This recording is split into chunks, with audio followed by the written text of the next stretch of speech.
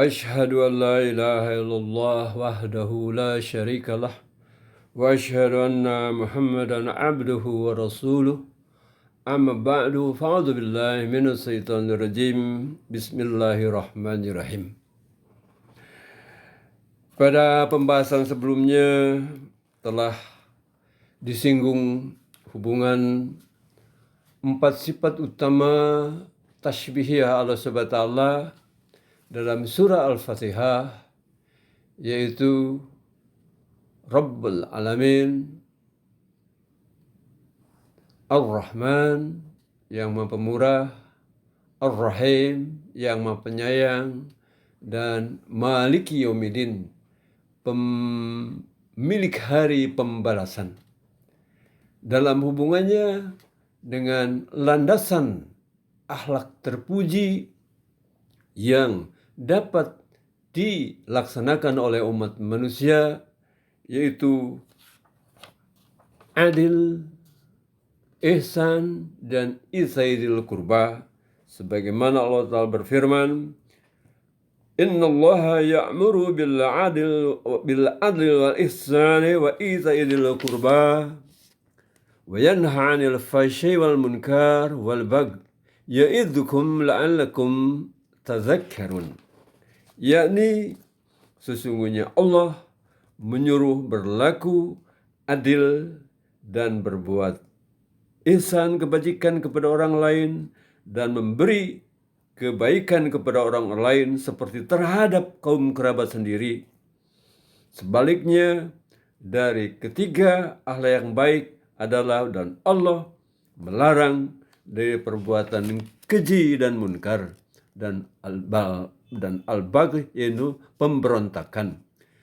Dia, yaitu Allah, memberi kalian nasihat supaya kalian mengambil pelajaran.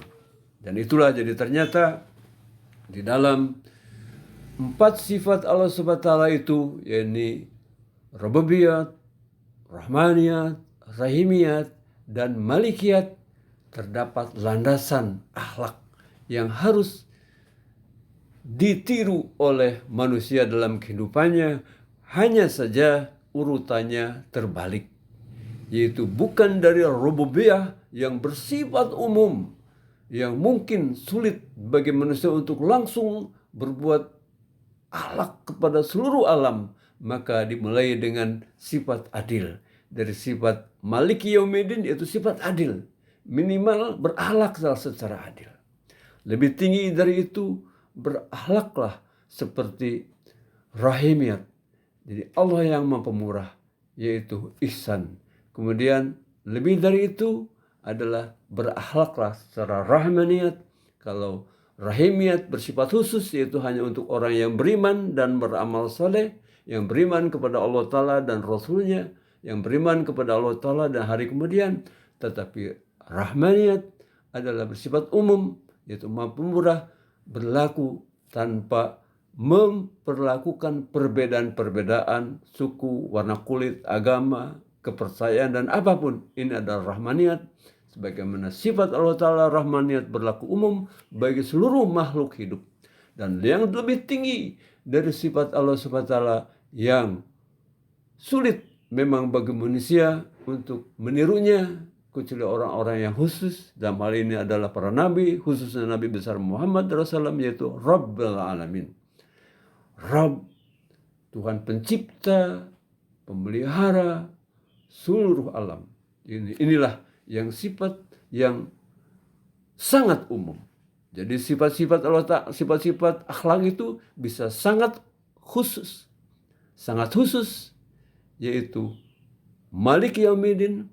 Kemudian sifatnya khusus, yaitu Ar-Rahim. Kemudian khusus, umum, yaitu Ar-Rahman. Dan sangat umum, yaitu Rabbul Alamin.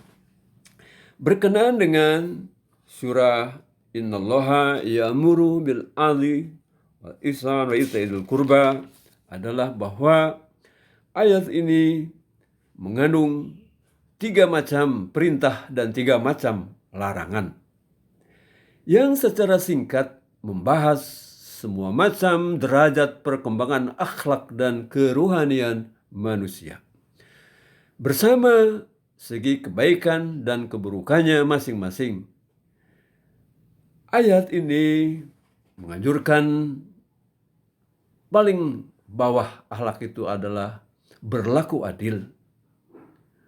Kemudian lebih tinggi berbuat ihsan, yaitu berbuat baik kepada orang lain.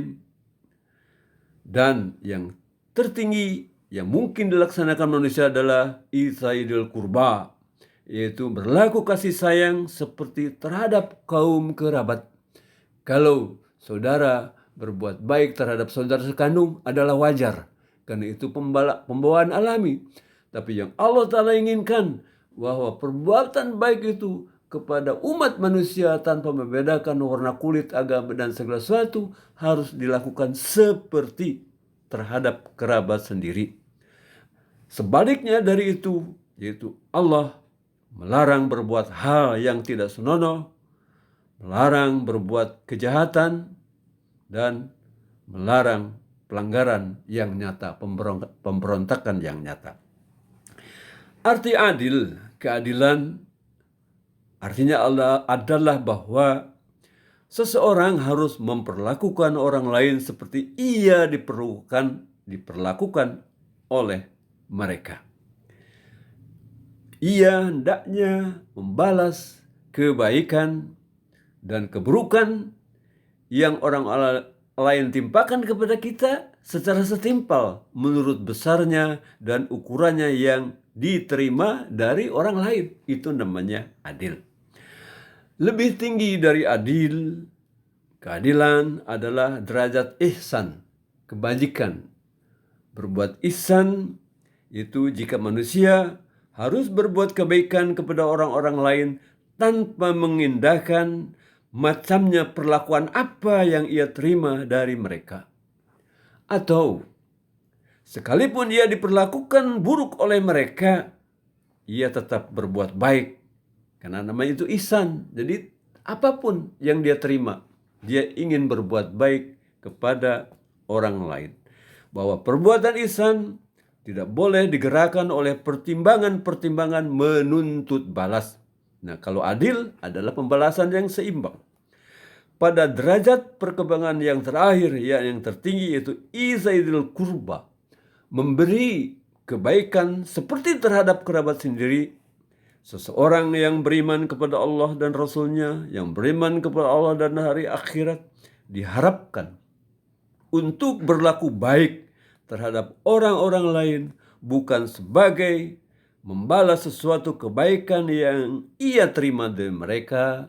Begitu pula tidak dengan pertimbangan untuk berbuat lebih baik daripada kebaikan yang ia peroleh, melainkan isaidul kurba adalah berbuat baik persis seperti keinginan berbuat baik terhadap kerabat dekat, terhadap saudara sekandung, terhadap yang mempunyai hubungan darah yang sangat dekat. Yaitu yang ditimbulkan oleh dorongan fitrat. Seperti ia berbuat baik kepada orang-orang yang mempunyai hubungan darah yang dekat sekali. Keadaan derajat ini serupa dengan keadaan misalnya kecintaan seorang ibu atau orang tua yang kecintaannya terhadap anak-anaknya bersumber pada dorongan fitri, bukan pada dorongan ingin diperlakukan secara adil. Jika kamu nanti sudah besar, kamu harus berbuat ini dan itu, harus membuat perbaikan kepada kami, seperti kami telah mengasuh kalian pada waktu kecil. Tidak seperti itu. Jadi perbuatan akhlak orang tua kepada anak, isaidul kurba, inilah contoh yang terbaik. Itulah sebabnya di dalam Al-Quran, dalam surah Bani Israel atau Al-Isra, ada suatu doa bahwa jika kalian hidup panjang dan kedua orang tua kalian pun hidup bersama kalian, bagaimanapun keadaannya, sehingga misalnya sampai usia panjang dan pikun, akan kembali berlaku seperti anak-anak, maka hendaklah kalian berbuat yang sebaik-baiknya terhadap kedua orang tua kalian, sebagaimana mereka telah berbuat baik kepada kalian. Bahkan perbuatan baik apapun kalian kepada orang tua kalian yang telah berbuat izaidul kurba tidak akan cukup. Oleh karena itu, selain berbuat baik, kalian pun harus berdoa. Dikatakan, Robi harhumma kama robayani sogiro. Bahwa ya Allah, kasihanilah kedua orang tua kami sebagaimana telah orang tua kami berbuat rububiyah terhadap kami. Kama robbayani, memelihara kami pada waktu kecil. Dan tentu kami telah banyak mesusahkan mereka. Oleh karena itu, ya Allah, tidak cukup perbuatan kami terhadap mereka, perbuatan baik kepada mereka. Oleh karena itu, Engkau sendirilah juga berkasih sayang. Tolonglah memperbaiki atau berkasih sayang terhadap kedua orang tua kami. Inilah sifat daripada izaidul kurba yang telah dilakukan oleh orang tua, para orang tua terhadap anak-anaknya, dan anak-anaknya harus membalas yang bahkan harus disertai dengan doa, Rabbi harhumma kama rabbayani shaghira. Demikianlah insyaallah akan dibahas pada kesempatan yang akan datang. Assalamualaikum warahmatullahi wabarakatuh.